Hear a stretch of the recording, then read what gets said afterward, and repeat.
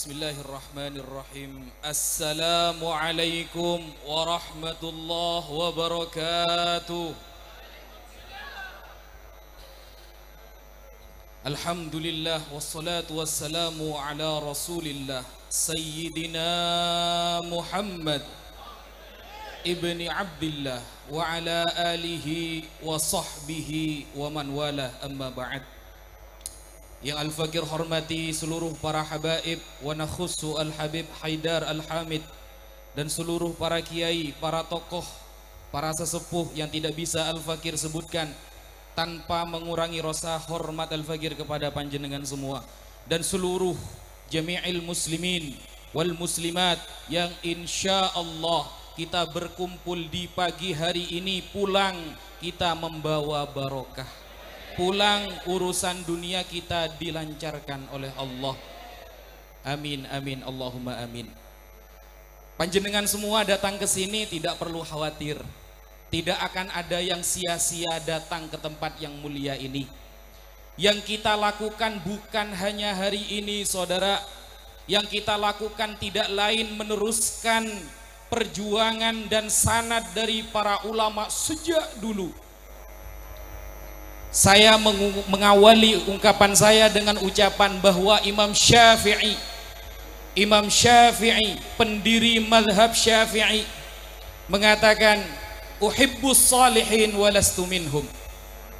Kita semua cinta kepada orang soleh meskipun kita bukan termasuk orang soleh. Apa tujuannya kita cinta kepada orang soleh? Yang dari Probolinggo, yang dari Bali, bahkan yang dari luar pulau datang jauh-jauh ke Jember, la'alli an anala bihimus syafa'ah. Semoga nanti di hari kiamat bersama orang-orang soleh kita mendapatkan syafaat dari Rasulullah sallallahu alaihi wasallam. Kalau dulu Imam Syafi'i belajar jauh-jauh ke Yaman, berguru terhadap ulama hadis di Yaman, di daerah Son'a, seorang qadhi bernama Hisham bin Yusuf As-Son'ani.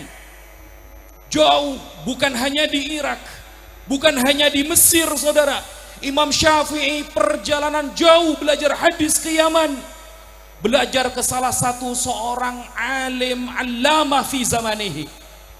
Bahkan Imam Ahmad bin Hanbal mengatakan Hisham bin Yusuf As-Son'ani sebagai guru hadis dari Imam Syafi'i ansafu min Abdir Razzaq bin Hammam As-Son'ani.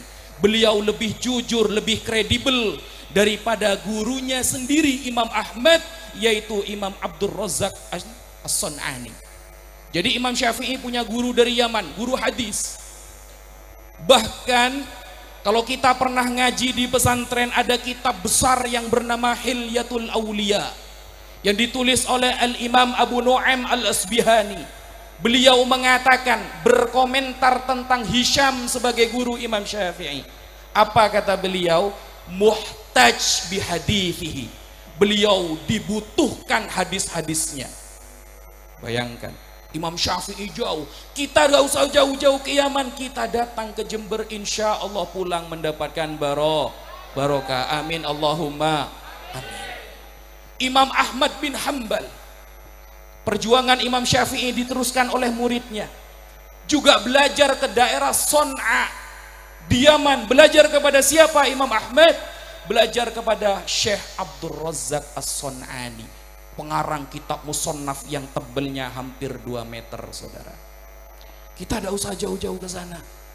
Di Pasuruan ada Habib Taufik As-Segaf, di Tangerang ada Habib Jindan, di Jakarta ada Habib Rizik, di Jember ada Habib Haidar. Banyak bertebaran barokah, tinggal kita mau atau tidak mencari barokah tersebut. Allahumma sholli ala Muhammad.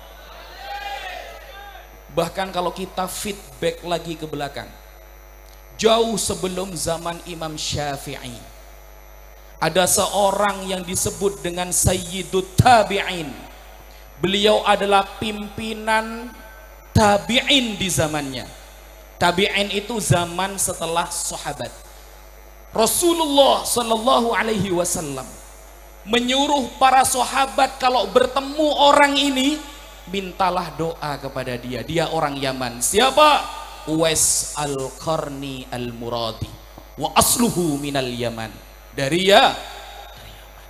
Sayyidina Umar ketika bertemu dengan seorang yang Sayyidut Tabi'in ini, Uwais al-Qarni, bukannya Uwais yang minta doa kepada Sayyidina Umar, bahkan Sayyidina Umar yang mengemis doa kepada beliau karena diperintahkan oleh Rasulullah Sallallahu Alaihi Wasallam. Kita ada usaha jauh-jauh ke sana, saudara. Kita datang ke sini pulang, insya Allah keringat kita diganti dengan barokah oleh Allah Subhanahu Wa Taala. Kita jauh-jauh datang ke sini hanya untuk meneruskan perjuangan para ulama terdahulu. Kita jauh-jauh dari Probolinggo, dari Bali, mungkin dari Jakarta, bahkan dari Bekasi. Tadi malam saya bertemu seseorang dari Bekasi, 1 elf. Apa yang mereka harapkan? Yaitu uhibbus solihin walastu minhum la'alli an anala bihimush syafa'ah. Semoga kita nanti di hari kiamat mendapatkan syafaat dari orang-orang soleh. Mungkin itu yang bisa saya sampaikan. Terakhir sebagai penutup, bahwa kita sekarang hidup di akhir zaman. Dulu seorang muhaddits terkenal pada abad keempat pernah menyampaikan, bernama Al-Imam Abu Hafiz Ibnu Syahin, rajulani salihani bulia bi ashabin su, Ja'far bin Muhammad wa Ahmad bin Hanbal. Dulu ada dua orang, Sayyidina Ja'far bin Muhammad As-Sadiq, ada orang yang bernama Imam Ahmad bin Hanbal, nama baiknya dirusak oleh orang-orang setelahnya yang jahat. Jangan sampai kita menjadi orang-orang yang merusak nama baik Habib Soleh Tanggul. Jangan sampai kita menjadi orang-orang yang merusak nama baik Habib Syekh bin Ahmad Bafaqih Boto Putih. Jangan sampai kita menjadi orang-orang yang menjelekkan nama Kiai Haji Hashim Asy'ari sebagai pendiri para ulama. Karena dulu pernah tercatat di dalam kitab para ulama, banyak orang-orang yang saya tapi hakikatnya dia bukan memperbaik nama kakeknya, bukan memperbaik nama orang yang dia banggakan, tapi justru dia merusak nama baik orang yang dia banggakan. Semoga kita semua mendapatkan barokah Habib Soleh Tanggul. Semoga rezeki kita dilancarkan, amin ya rabbal alamin. Hakadha minna wal afu minkum. Wassalamualaikum warahmatullahi wabarakatuh.